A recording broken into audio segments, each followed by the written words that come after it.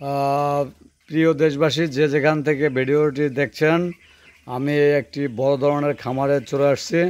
এখানে প্রায় 1000 পোলট্রি মুরগির বাচ্চা রয়েছে। এই বাচ্চাগুলো প্রথমে বুটিংয়ে ছিল। সেখান থেকে প্রায় এক সপ্তাহ পরে এখন এই ফার্মের যে হাফ অংশ রয়েছে সেখানে এই মুরগির বাচ্চার বয়স 12 দিনও হয়েছে, তাই না? আচ্ছা, 12 দিনের খাবারের পরিমাণ কেমন যাচ্ছে এখন? এখন বর্তমানে 1 বছর যায়। 1 বছর যায় দৈনিক? আচ্ছা, শুনতে পাচ্ছেন যে 12 দিন বাচ্চার বয়স, 1000 মুরগি, মাত্র 5-6টি মুরগি মারা গিয়েছে আর গুলো রয়েছে। এর প্রতিদিন প্রায় খাবার 1 বস্তা করে খাবার রাখে। সেই খাবারগুলো কি ধরনের, হালকা না ভারী? হালকাটা গুড়িতে গুড়ি এখনও ছোট দানার খাবার চলতেছে। কিছুদিনের মধ্যেই এই মুরগির বাচ্চাগুলোকে আমি ঘুরাই দেখাচ্ছি আপনাকে, যে এখানে দেখতে পাচ্ছে খালি জায়গা, এখানে নিয়ে আসা হবে। তাহলে যত বড় হতে থাকবে তত কিন্তু এই মুরগির বাচ্চাগুলোকে ছড়িয়ে দেওয়া হবে।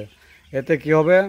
মুরগি সুস্থ থাকবে, ভালোভাবে চলাচল করতে পারবে এবং হাঁটাচলা করতে পারবে এবং রোগ থেকে মুক্ত থাকবে। যে যেখান থেকে দেখছেন, প্রতিদিন এই ফার্ম দেখার জন্য সযত্ন সহকারে, এটি হচ্ছে খাগবাড়ি নিবাসী পরিমল চৌধুরীর ফার্ম। এখানে একজন কর্মী রেখেছেন, তিনি সব সময় এগুলো দেখাশোনা করছেন। তার কাছ থেকে আমরা সাক্ষাৎকার নিয়েছি। সে বলল যে মুরগির বাচ্চার বয়স 12 দিন, প্রতিদিনে এখন আপাতত 1 বস্তা ভুসি লাগছে এদের খাবার দিতে। কিছুদিনের মধ্যেই এই মুরগির বাচ্চাগুলোকে আরও পর্যায়ক্রমে বেশি খাবার প্রয়োজন হবে। তো যে যেখান থেকে দেখছেন, আমরা কৃষির উপর, উন্নয়নশীলের উপর, মৎস্যের উপর, এ ধরনের খামারের উপর অর্থনৈতিক লাভবান যেখানেই থাকবে সেই ভিডিওগুলো আমরা কিন্তু ইউএনসি ট্রাস্টের পক্ষ থেকে দেশবাসীকে জানিয়ে দিচ্ছি, যাতে এখান থেকে উৎসাহিত হয়ে আপনারাও আপনাদের মতো করে বিভিন্ন